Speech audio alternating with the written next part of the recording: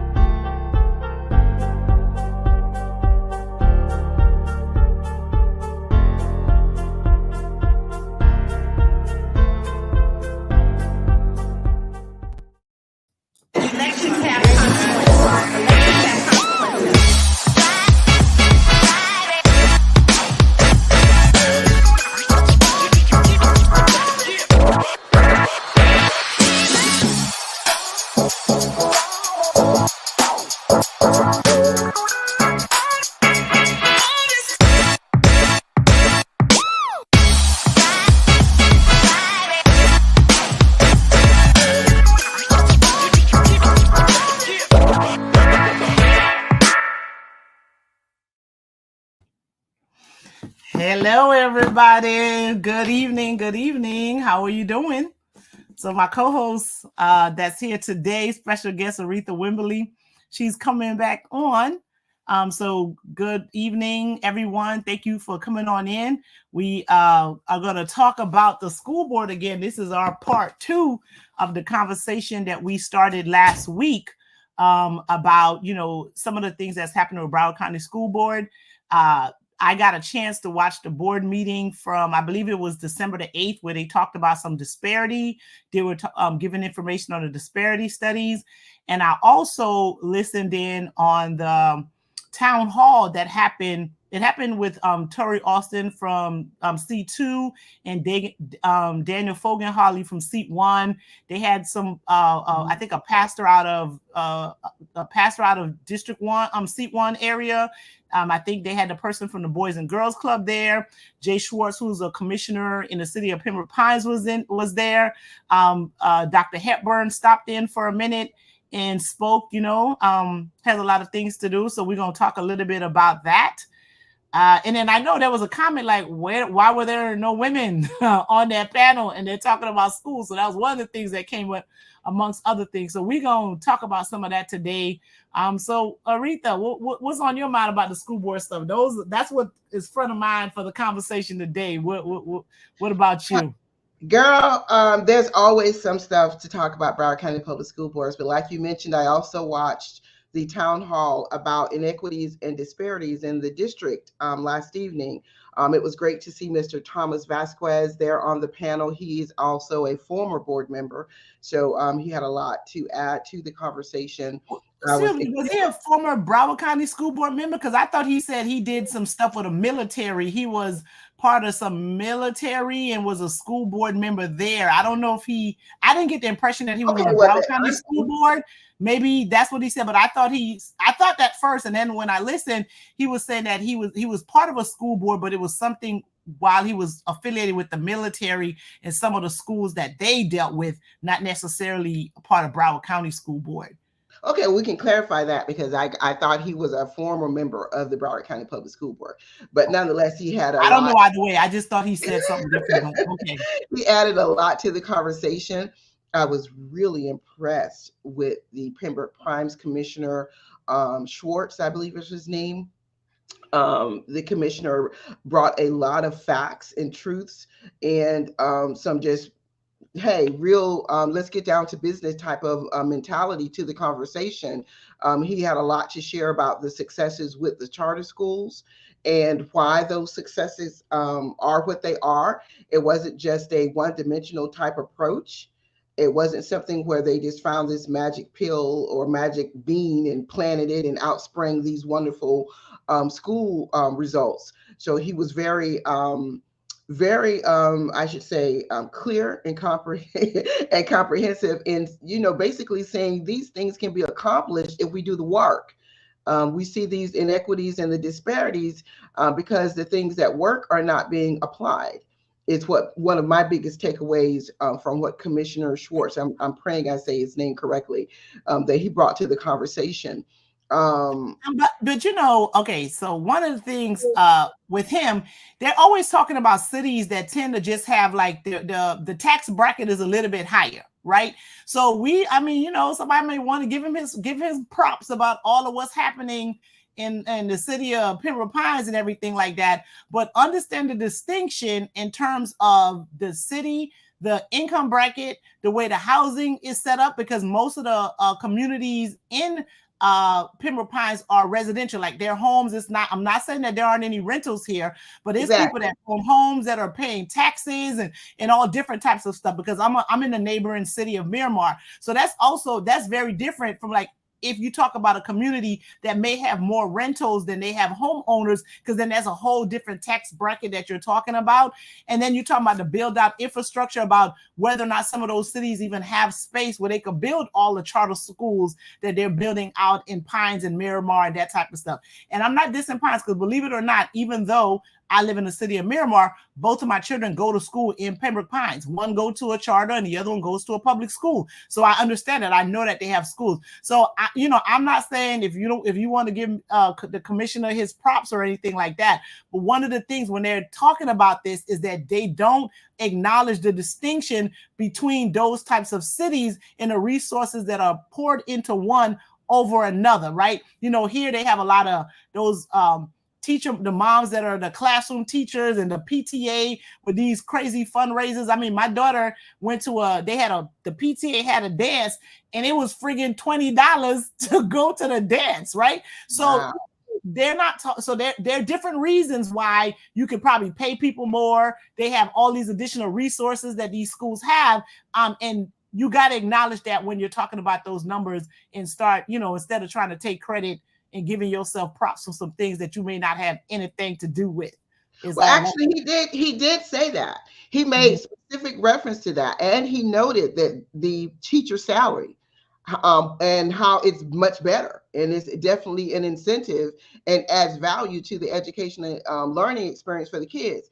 I'm not really sure if it was the commissioner or one of the other panelists, but they did bring up some of the historical how should I say, discriminatory practices that are affecting some of the schools in our district here, like in Fort Lauderdale, the East Side, and some of the other neighborhoods where we're not seeing those great results. And we're seeing the effects of the learning gap.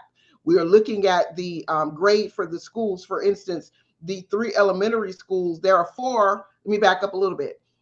In the grades, they came out. And like we said last time, the district is a B overall. But in that, you can also still look up the data that shows how the individual schools are performing. So when I went to look and see which schools are the persistently low performing schools, all 3, I should say 3 of the 4 schools are all in District 5. Walker Elementary, Lockdale Elementary, and Dr. Martin Luther King Jr. Montessori Academy, which is definitely sad that that's his namesake. It is consistently considered a low performing school. I think they had one year where they were able to go up to a C, but now they're back down to a D.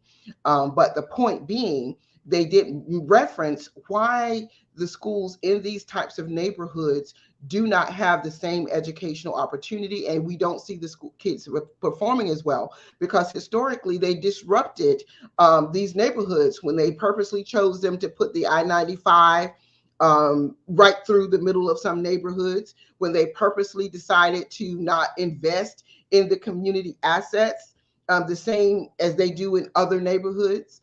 We had the Boys and Girls Club. I think it was Mr. Oregon. I hope I'm again pronouncing the name right.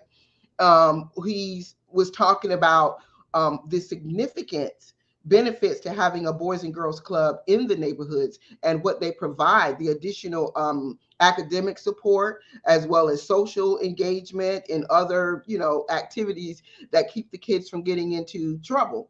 But even with those community assets, you still see a difference. I think we were having a conversation about that. Where the kids are struggling academically, you still even see the difference in the offerings and the facilities, even at those community assets, including some of the Boys and Girls Club. Now, they've improved significantly over recent years, but they're still not going to be what you see when you go to those neighborhoods that you mentioned that have the higher income brackets, that have the higher socioeconomic status. You're still going to even see better facilities in those neighborhoods. All right, so what are they gonna do? I mean, it was a lot of people with some fancy degrees talking yesterday. A lot of people that say they have been involved in the community for a very long time. I don't understand like how this isn't happening yet, right? It seems as though the solutions should be a little bit more simpler than they're they're making them out to be. Like, I don't understand why we can't get to the point where, you know, it's all right, this is what we need to do. You know, you need you know, better teachers, you know, you need some after school program, you know, you need some tutors, you should make the buildings look a little bit better, you know, those types of things. Like, I can't understand why every time you turn around, we're having the same conversation that people were having 10 years ago, 15 years ago, maybe 20 years ago, with very little movement, right? And while all of these conversations are being had, we have children that are graduating. We have new folks that are coming in with similar, more problems. I don't understand. So what is it that you think needs to be done? Like, how can we just go ahead and move this needle and start seeing more action, as opposed to all of this just every time it's just a whole nother conversation again? I'm to the point where I don't want to talk to y'all no more, and I don't want to talk about it, and I don't want y'all to have another workshop about it. I just kind of don't, you know. So what is it? Yeah, girl, girl, you feel me? I'm the same way. You know, I feel the same way. I felt more like I was listening to a debate on a campaign stage, where everybody was saying what they feel is what the community wants to hear. There was no real actual shift in how they do business. And I think that's one of the biggest things I see happening with this district and the people who are in leadership. For some reason, they keep going back to the same failed recipes. You tried this before and it didn't work. And this is your avenue, and this is how you engage with the community. And you still haven't changed the way you do that. For instance, they say that they wanted to discuss inequities and disparities, but they chose a platform where the majority of those parents and community members are not engaging or are not active. They're not on X.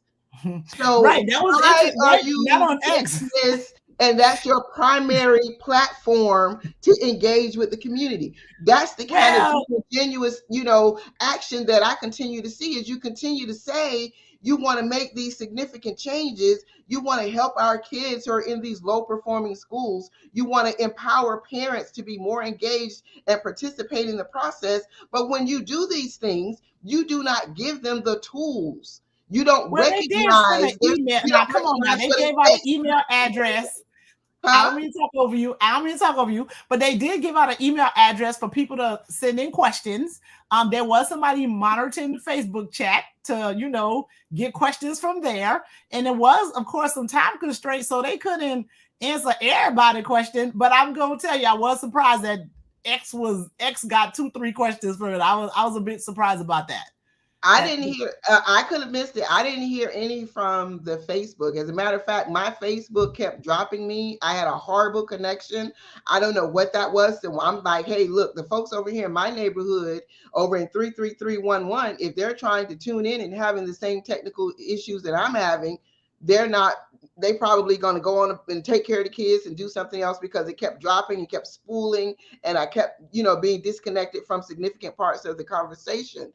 So I'm just still, again, I'm like, I heard X, this is from X. And they actually announced that that's where they were taking the questions from, the email and the X platform. And again, I feel that if they want to make a purposeful effort to connect with those parents who are experiencing the highest levels or degrees or incidents of inequities and disparities, then they would use a communication tool that's more likely to get them connected, or at least give them an opportunity before the event to say, look, if you need a small tutorial on how to access the upcoming meeting, join us the day before and we'll walk you through the process to make sure you can access us the next day when we host the meeting. They need to do something more. But isn't this a little bit of an improvement? Because one of the things that I know, I think it was either the last Tuesday meeting or one of the meetings where they were talking about they need to have some of the board meetings in the evening, right? Because they keep having them at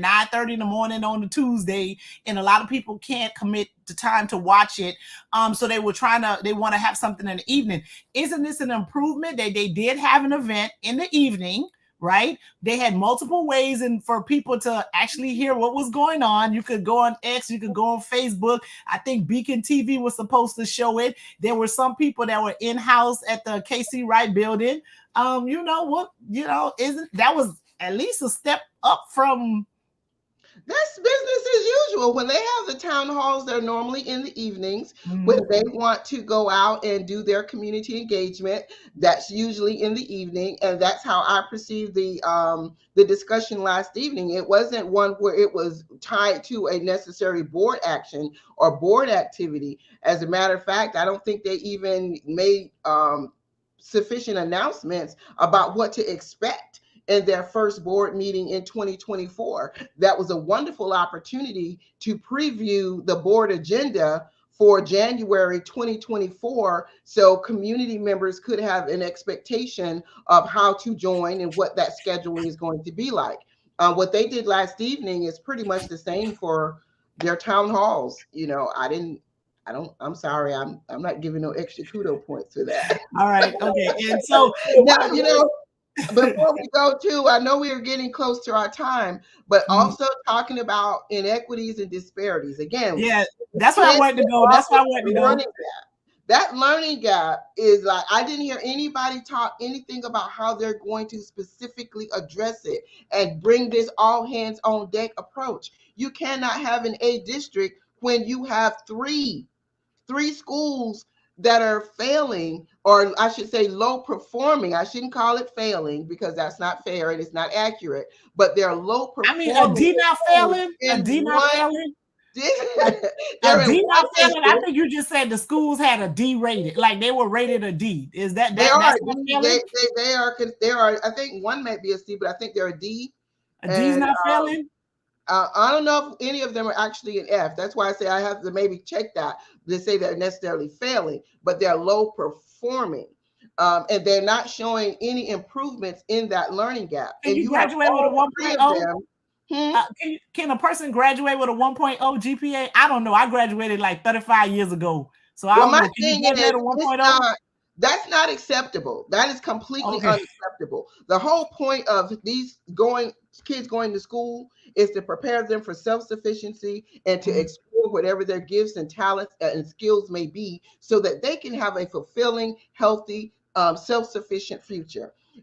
Saying that they can graduate with a 1.0 is just like saying let them come to school and we just going to pass them. They're never going to reach their full potential. And in my opinion, it's a violation of their civil rights, because you already know that these kids need extra resources, they need infrastructure, they need to have facilities that work, they need to have operating toilets, they need to have working water fountains, they need to have clean, pristine hallways, they need to feel that they can go in and out of their school safely. And as we know, some of these campuses are not that way. They don't offer that to the kids. And if you're going to let them go through their entire elementary school, the foundation experience like that, you have just you just violated those kids' rights for a public education, because you know of the inequities. You cannot tell me. I refuse to accept that our kids over here in 33311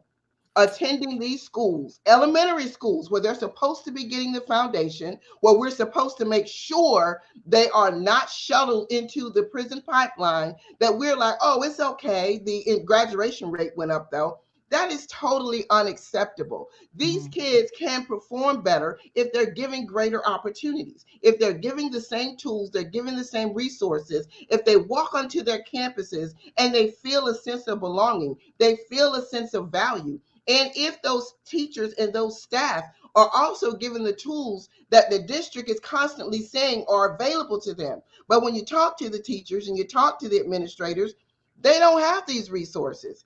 They're not available upon request as they make it appear.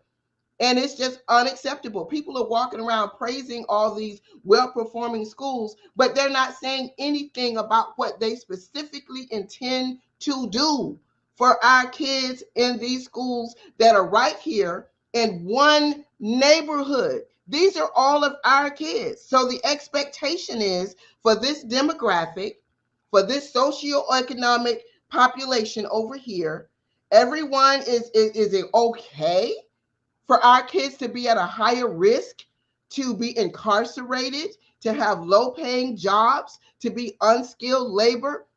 I find that unacceptable. Everything that the Broward County Public School does as for strategic planning at this point, it needs to primarily focus on how to change that reality. And so if they gave you a platform, so if they gave you the mic, I mean, you got a little bit of a mic today, and said, "Okay, Miss Wimberly, what is it that you think we should do?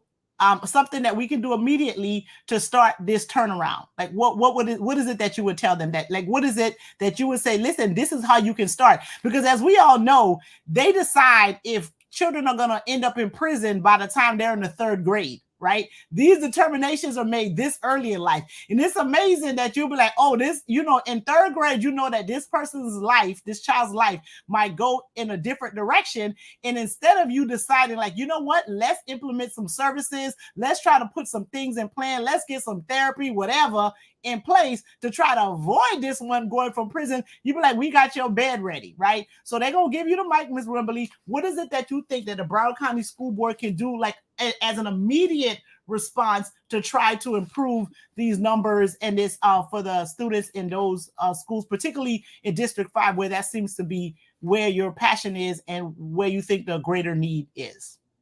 They can start being more authentic in their communications with parents. They can be more authentic in their relationships with the advisory committees and the leaders that they appoint to these committees, and actually working collaboratively to allow these folks with this history, this expert knowledge, and some of them with the passion and availability to get in there and help them fill the gap where the staff, or they have shortfalls. They have folks on these advisory committees who are willing to get in there and help, but the district still isn't as open and welcoming as they claim to be. Also, they can be more responsive to nonprofit organizations and also mentor organizations who are trying to reach out to the district and saying, look, this is what we do. Let us help. But they still are not experiencing that open door as the district claims is available to them. Now, I'm seeing some feedback and tech issues on my end. I don't know if my screen is freezing up with you all, but I hope I came across so clearly. No, I heard everything you said. For instance, when we went to our to the school to prison pipeline committee, there's a young man who was attending as a community member who was saying, look, I have a nonprofit. I'm willing to get in there and help. You don't have enough mental health counselors or therapists. You don't have enough staff at these schools where we're really seeing an increase, or we're seeing more of the disparities in how kids are treated with these behaviors or discipline issues. We're here and we're ready and available to help. He's been trying, and he's still not getting that collaborative partnership to actually be implemented. You know, you get all these words, they can't let any old body go into the schools around children, right? Like, you know, you got to make sure that this person's properly vetted. So if the concern, I mean, don't you rather them be safe to make sure that they're exposing children in the public school to the right type of folks? Because what if we let these folks come in with their programs and then they go and they do something to the kids? Now, isn't the school liable for that? So I understand that you want to let the program. I appreciate all that, but this gentleman has been vetted, and he's already working with some other credible municipal organizations. So his program has been vetted. He's not just walking off the street and nobody knows who he is, and he has no references and no resume following him. He had some significant references. He had some folks, very credible people, to vouch for his involvement. There is no 100% safety measure there. I know that, but I definitely am not for just saying because somebody walks in the door and say, hey, let me help you with these kids. Absolutely not. You're 100% correct. So I'm going to tell you one more thing. They need to be vetted. So but I got one more question. We had somebody in the comments. Our grandma Rosalie is here, Sandra. Hi, I see them. Is here. And she says we need to educate the parents. There are grandmothers who need to understand how to better parent the youth in their families, or that they've agreed to support. Whatever the situation is, and they're able to step in and serve in a parenting role. They're grandmothers now. They need to be re-educated on how to help their kids. They need to be re-educated on how to effectively communicate with the district and even the schools. The schools are very hard to get in touch with the right person, or The right person is so overwhelmed, it's complicated and frustrating for all parties concerned to get to where they need to be and to have a discussion. I went to my grandson's elementary school with the intent to participate in the SAC meeting as well as join the PTO. Got there, signed in. This They didn't have a SAC meeting. They like, oh no, we're not having it. I was like, okay, but I showed up. You say parents don't show up. I showed up, and now you're not having the SAC meeting. I go to sign up for the PTO. You know how many people are there for the PTO? I'm the first to sign up and show interest. I'm willing to put in my time to help and make this happen. They were to give me a call back. We're working on almost a month, and I haven't had a call back from the school. So parents like me or grandmothers like me, people in the community like me who are stepping forward and saying, I'm willing to help. We're not given the opportunity to actually do what we can possibly do to make this situation better for the students, for the parents, the grandparents, all the other participants in kinship programs who have kids in these school systems. They're not taking advantage of all the potential partnerships that can really, really turn this thing around.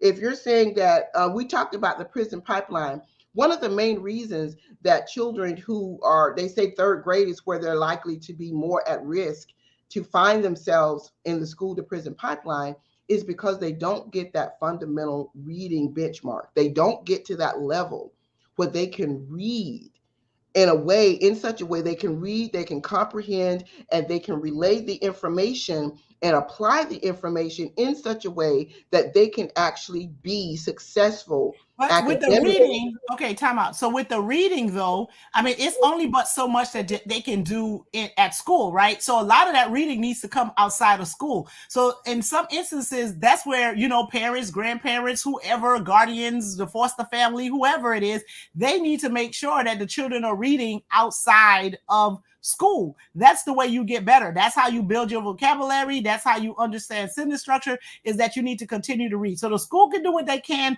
while they have them in that classroom for 50 minutes, 1 hour, 20 minutes, however long class time is now, because I think they do block in some places or whatever. But that's also something is that really all on the school when we don't have people that are outside of the classroom that's encouraging students to read, because you have to do that. Listen, I have a house full of books, right? I can't get my kids to put the phone down long enough because they're watching some TikTok videos and my son watching some sports clip or something, right? And like I said, I have a house full of books. So that is something that, we could put some of that on the school, but isn't that some on even if it's not, because I know everybody's not being raised by their parents. We have all different ways that families look like, but isn't part of that with the person who has this child after they leave the classroom? They're the ones that need to take them to the library and get that library card and maybe have them go on Saturday, or have them at least spend, because I remember when my son was in elementary school, he used to have a log that he had to read 20 minutes a day or something like that, right? But that was on me to make sure that he did read something 20 minutes a day. Now, again, he's a little bit older. I don't got no time to fight with him. You are absolutely right. But we can't put all that on the school. You're 100% correct. But now here's the kicker. Most of the children that are also in these same persistently low performing elementary schools and are not reaching those academic benchmarks that are critical to their future, they're also in very low socioeconomic status households. That is not to make an excuse, because I grew up in a very, very poor household and community. And we were encouraged to read. A lot of our playtime included playing school, so we were mandated to not just let all our free time be goofing off. We were required to read a certain amount of time in our free time. That has significantly changed. Now we're in an environment where kids have so much access to even more distractions. And when they get home, they do need to have that reading reinforced. The parents, the caregivers, the guardians, foster parents, whoever, need to have the opportunities to be more involved. But more than likely, if you have a household that's experiencing poverty If you have a household that has a low socioeconomic status, those parents more than likely are working jobs that are intensive, labor intensive jobs, more than one job, or they are not at like for me as a grandma, I can't understand some of these new methods of doing the work. I try to help and assist the old school, and they like, we don't do that anymore. That's not, and then the kid gets confused because I'm trying to show them how I learned it, and they're trying to tell me how the teacher is instructing them to do it, and we both end up confused. So we need to have more opportunities where the district is creating these family learning environments where the kids are off, not just the meetings where they come in and the district wants to share information. Reach out to the parents. Find the best time and the best days where those parents can come in for a family learning experience. How can we really truly I mean, get they don't that even need to come in. their Like house? they don't. I don't know if it'll happen, Yeah. but that's what needs to happen. Now we also got some stuff in the private chat No, here. hold on. Let me make a point. So, in terms of coming in, I don't think they even need to do that, right? They do when they want to put out these videos and give us some information, they put out a video, right? You can do a video, public service announcement, training video, and explain how it is to do that. Because I'm one of those parents, like I have a whole bunch of degrees, but because my homeowner's insurance is so high, I end up having to work by 3, 4, 5 jobs to keep that up, right? So this ain't even about like I don't know about poor, uneducated. That ain't even a problem. These numbers right now are so ridiculous that even if you got a whole bunch of fancy degrees and fancy titles, you got to go and put in some work somewhere else just to kind of make a little bit of this make sense in the to make a flow. So we don't have to even have the school have anybody come in. As a matter of fact, I'm gonna tell you today I had a hearing. Luckily it was on Zoom. I did it on the side of the road because I needed to be somewhere, and it was around the same time, and I wasn't crazy enough to drive and do it, so I had to pull over on the side of the road and actually get the hearing done, right? So if it was a requirement for me to have to go to another location to learn a trick, I can't do it. I can't. I'm sorry, I can't. Right? So they can also do like public service announcements, do videos. And then and in some instances there might be a need to do like at the YMCA that's on the LA Lee Center. They can have like maybe a day there, not something that's paid by some other organization, and maybe have a bit of a training session there. But it doesn't always have to be something that requires folks to appear in person, because we're doing so much stuff like virtually right now that is definitely something. Drop that video and we can navigate, because they use Canvas now for the students. I'm familiar with it because I teach at a school where that's one of the platforms that we use, but I still can't halfway figure out sometime where to get the instructions on my daughter's assignment, right? So this isn't something like, we're not even going to make this a class thing. This is straight up like, listen, it's so many different ways to do things right now. Y'all do need to put something out to give us an opportunity to do it. And don't send us the Canvas to find it. Drop a video, send an email like y'all were when we had, when they have other information. But there was a point that I wanted to make about all of the disparities. Now, we have a new superintendent. This is probably the fourth one in the last 3 years or something like that. I think we're on superintendent number 4 in the last 3 years, right? I think it's something like that. Yes, so can it be that's part of the reason why there is this gap and we can't really get everything to have a good flow is because we've been dealing with so much transition in the last 3 years or so? Because again, we're on superintendent number 4, and some people might be like, heck, we might be on 5 in another year. So I ain't said it. That's just kind of the word on some of the streets, right? So like, would you at least acknowledge that could be part of the reason why we're having all of this, the disparities existing, because we're on superintendent number 4 in 3 years? No. You know why? Because everyone that has come in, they are taking their lead from old leadership. They jump right in there, and the folks who did not give the desirable results and outcomes are the ones who are in their ear and who they're taking their lead from. We saw it with Cartwright, and now we're seeing it again with some of Licata. Because, for instance, the Promise program, You had a very brand new superintendent. How did he have an opportunity to even educate himself and become familiar with all the ins and outs and move forward with this new development of this program so rapidly? He did create this committee that we had an opportunity as community to come in and be a part of the process, but they're taking it so swiftly, and they're really not paying attention to everything that the parents are saying. They are looking at it as an opportunity to create a program and develop a program that still does not focus on the student population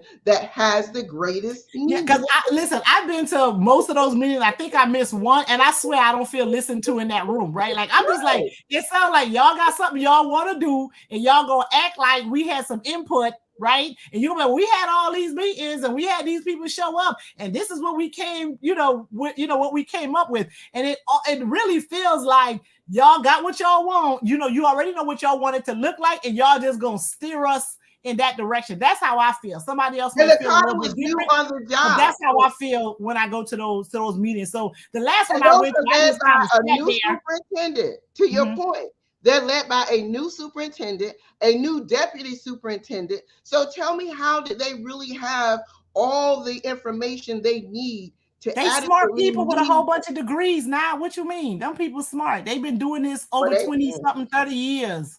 Okay. They don't need all that learning curve that the rest of us might need, because we won't have all that experience.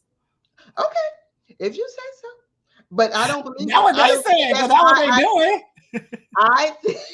I think no matter who comes in, you still have people who were not to be involved with the school board directly, still meddling in school board affairs. She said meddling. They may have influence. That's Aretha's word, meddling.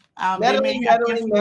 Get out of our business. Maybe influence. You got to go. You had your opportunity. You did not improve our school performance the way we needed to for our kids. You did not get the school improvement projects, the construction projects completed. You did not improve their learning environment to a place where they feel safe and that they belong and they feel valued. So move on and allow people to come in and truly let their talents and their skills give it a shot without you being in their ear meddling. Move on.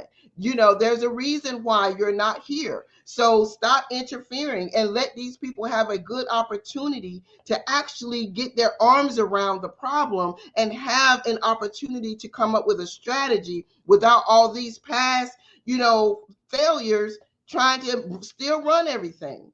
Now, again, I'm gonna let you know you got some stuff in this chat here. I'm more than happy. All right, go ahead, talk about the chat, because we got to wrap it up. We not gonna keep people here all night. I'm just gonna do it like, just read them off so that we appreciate our audience and folks' comments and what they're participating and engaging here. It says, when I was speaking about allowing the nonprofits and volunteer organizations to be more involved, there's a comment, and it says it's from the school board. I don't know if this is actually from the school board or an employee logged into their device.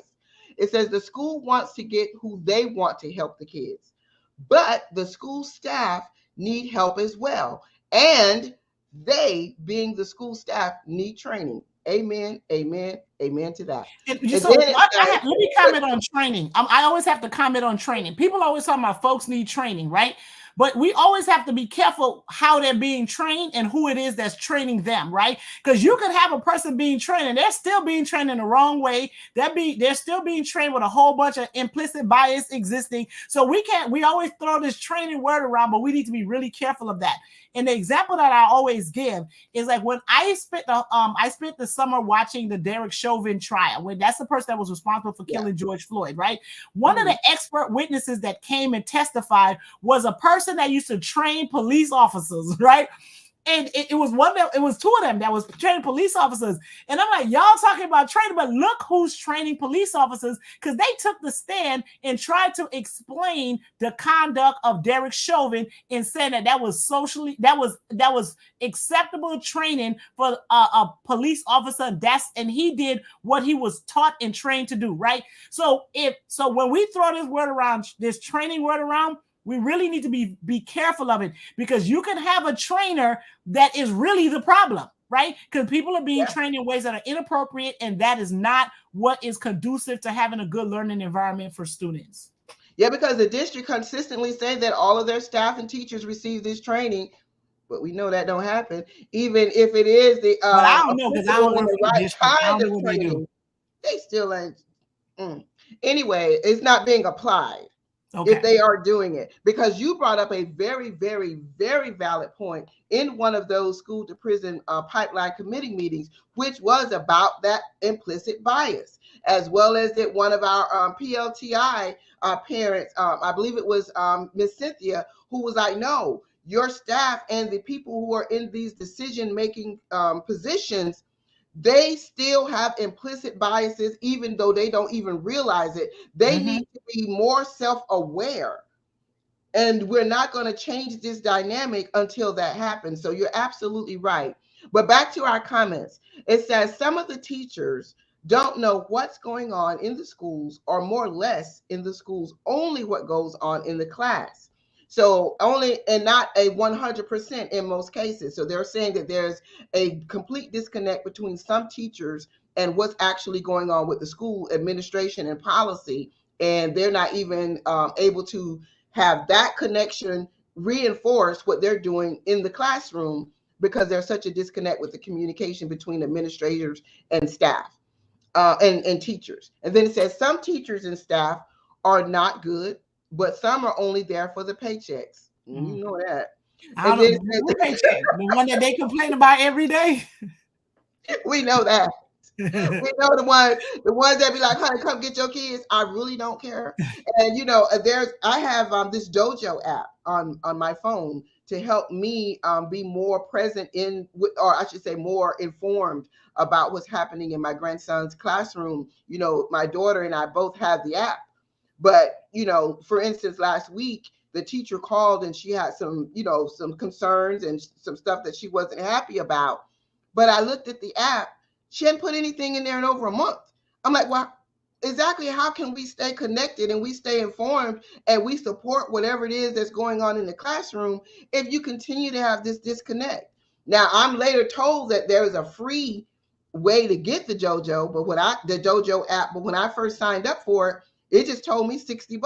So I paid $60 and I still have no clue what's going on. And until it reaches the point where she's totally frustrated and she makes a call. So they have these tools and some of the teachers just aren't using them. And they're not giving us a chance to correct the problem. Right. So we're almost at time. So we're not going to be able to get through all of the comments because we're like, I was trying to keep them at 30 minutes. I definitely don't even want to run into an hour. So we got about another minute or so that we're going to talk. And I want to give a shout out to Chris Cantor, who is on here making comments. And thank you for coming. I believe he's running for school board, seat 1. Right. I believe, I don't know if, I think I saw it publicly. So I don't know. I don't think it's a bad thing that I said it without him giving me permission to say it, because I do believe it was made public, unless he's changed his mind. But I know he's running for school board seat 1. So go check out, I think he has a page already. So go check out Chris Cantor for District 1. Check out his seat. Because and don't act like I'm talking about the person that's already holding the seat, because Daniel Fogenholly, that has a seat right now, was appointed, and I don't believe he even lives in District 1, so he couldn't run for the seat at that point anyway, unless there's going to be some changes. So and then we let everybody know. So Chris Cantor is running for District 1. Go check out what it is that he wants to do for the school board and for the children that are in the school, because that's the other thing they forget, that they're here for the kids. They think they're there for something else. So what he wants to do for the children in that district. So so definitely go and check that out. There are going to be some elections that are happening in the city of Pembroke Pines. I think their election day might be March 14th or something like that. I have to double check in 24, because there are some cities, I think it's about 5 of them in Broward County that have elections in the month of March, believe it or not, right? And so I know Jay Schwartz, the person that was there, that was at the meeting last night, is on the ballot. He's running for his commission seat again. But there's also a sister by the name of, I think she announced to Catherine Minnis that's also running for that seat, and there's one other gentleman in that race. So go and be informed about these candidates that want to represent you. Because what, if anything, what if nothing else that we're seeing is that it's important who we give these positions to and who we put in power, because they say sometimes they say they're coming there to do the work for the people, but some of them tell you straight up they there for their own, they got their own agenda, they have their plans, they have their reasons, that's why they're taking these positions. So as the people who can give them this power, because no matter what they want to do, they need our votes in order for them to get there, right? So we need to know what they're about, hold them to task, and you guys need to pay attention to the words that are coming out of their mouths, and also pay attention to what it is that they're not saying too when you're going to make a decision about who it is that you want to vote for. So Cantor is running. His election isn't until November, but he got to get past the primaries that'll be in August. It's a nonpartisan seat, I understand. So I think they have primaries in August. Depending on how many people come out of that, he may be on the ballot in November, or that might be it. So think about that. And Pines, the city of Parent Pines have elections in March. I think it's March 14, 2024, but I might be wrong with the date, but it's March. Okay. So that's going to be it for the night. I actually really wanted to talk about. We got to make a plea for District 5, please. But who's running in District 5? Who's running in District 5? I'm going to let you talk about that, because I don't know who's running in District 5. Who's running in District 5? And I don't want to give a shout out for anybody. I don't know who's running. I want to encourage anybody out there who really believe that they've been following it and they have some potential solutions on how we can turn the page. If you are sitting around with your family, your professionals, or just people in your community, and you really believe that you have a fresh set of eyes, you really believe that you can come in and help guide the strategic planning to be student-centered. I know Superintendent Licata is using that word, student-centered. We need people on that board to hold him to task to that, to not get distracted, to not bring on a $180,000 salary position and still have no clue on how to get these construction projects completed, how to get these kids up to reading level. Because all this, if you're spending $180,000 for someone to help you close and repurpose schools, but you don't include how that's going to impact our kids in District 5 that are the most challenged in the district, how are you ever going to get that A grade for the entire district? All right, so that was a call to like people who live in District 5. Clearly, we need some candidates. Carla Michelle says that Holness is running again for the seat. So if y'all happy with the work he's doing, vote for him again. Listen, he appointed me to the ESC advisory board. So I'm one of his appointees. I don't live in District 5, and not to say that I don't care about what happened in District 5, but the people in that neighborhood. Why he appointed somebody outside of his district? I think he has a chance to appoint two. It might be somebody else. Why didn't he appoint someone this time? Because I have a child that's ESC. I have a child that's ESC, and I'm very involved in the ESC committee. So I'm like really invested with what happened to ESC children. So it ain't like he just pulled it out of nowhere. But I have a child that has an IEP that's been in the public school system since she was 3. She gonna fight me if I keep her in there till she's 22, but I'm willing to do that too if that's what I need to do. So I'm very But my thing is, how many parents you think have ESC kids or kids on IEP if they're in elementary schools that have been persistently low performing? Well, how many parents you think he needs to engage with? I did speak with him, and I know that he has gone to all of the schools that are in District 5 and got an assessment. I'm telling you what the man said. He's been to all of the schools, walking around doing your celebrity. He's been to all of the schools in District 5, assessing what their needs are. And his second round of focus is on the ESC programs, and that's what he's going to do. He's going to focus on how he can improve the services for ESC students in District 5. That's what I've been told. That's what I'm gonna have to say. The man said he gonna do, so that's what he gonna do, and we're gonna leave it like that. But apparently, Ms. Wimberly wants to know, and my voice is, I think, should be considered a little bit higher. That's part of the problem. The people in his district do not get his attention the way the folks that he feels are worthy of his attention. We need people on that board who value their constituents, who are making more of an effort to meet with the parents, not doing That celebrity sounds like tours. shade Walking towards a me, campus but I'm is okay. not making a difference, apparently, because they have not shown any improvements in closing those learning gaps. So whatever he's doing, it ain't working. We need All right. somebody to get on the board who can really be more direct, more intentional about our children in District 5. All right, so I'm gonna just tell you, Miss Grandma, how we doing? Had an event last week, or it might have been 2 weekends ago, where Debbie Hickson, who is the at-large board member, came and spoke to her grandmas. She's also up for her seat her term expires next year, and she's also up for re-election. I don't know what Miss Wimberly's take is on Debbie Hickson, or whether or not she should be able to keep her job or not. But when you're at-large seat, it doesn't matter where you live. It doesn't matter where you live in the county. So if you're interested in representing children, you could run for the at-large seat if you're not in District 5 and you may or may not be happy with what it is that Debbie Hickson's doing. I ain't got nothing to say. I spoke with Debbie Hickson came to our meeting on December 9th, listened to the grandmothers, engaged with the grandmothers. One of our strategic plans was to try to get PTOs and PTAs up and running in the schools where there is this deficit of parent and student engagement and those learning opportunities I spoke about. She's already agreed to come back and work with us for our January 20th event, where we are actually going to have a PTO PTA training workshop. So our at-large board member, Debbie Hickson, came, she listened, she engaged, and agreed to do the follow-up with us based upon our grandmother's interest and what they decided they wanted to see happen next, to give them more of an opportunity to be empowered and engaged with our young people in their academic performance. So, okay, so we've talked about at least 3 of the seats that are up for that are available in this 2024 election. You guys heard of some of the people who are running. 2 of the people we talked about already have their jobs. Seem like somebody think one of them shouldn't keep it.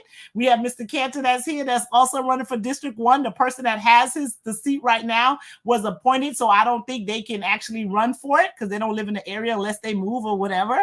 All right, so please be engaged, be informed, because we want y'all to make the right decisions, because we're seeing what's happening with people that are on the board and they're not really there to do the business of making sure the children get the best education and have the brightest future, since some of them are okay with these schools and all this other stuff, right?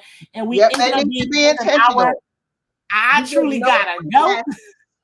No free passes. I gotta go. We're really gonna accountable. Whoever gets on the board, I'm going to do the same thing. If you ain't listening and engaging, I'm gonna call you out, because I owe it to my grandkids. And then there's some elections in Pines in March of 2024. But what we're also going to talk about, because one of the things Aretha is talking about is about people being able to provide services and resources in the public schools. So the meeting that I listened to was talking about contractors, right? There's this whole program about how they're supposed to have minority contractors and all this kind of stuff in the school. The Broward County Public School is failing miserably. They're failing miserably with their having diversity in people that are gaining contracts. And so that's one of the things that we're going to talk about, because maybe if they do a better job about that, then they'll have a better opportunity to have folks who are really understand the community of students that are in the school, and they can truly provide a service. So thank you all very much for indulging and staying with us here for an hour. Hope to see you guys next week. That's going to be right after Christmas, so we may or may not do a show. But if, something wild happens before then, we'll see you guys next week. So have a good one. Happy holidays. Don't eat too much and have as much fun as you can stand. All right? Good night. Elections happen.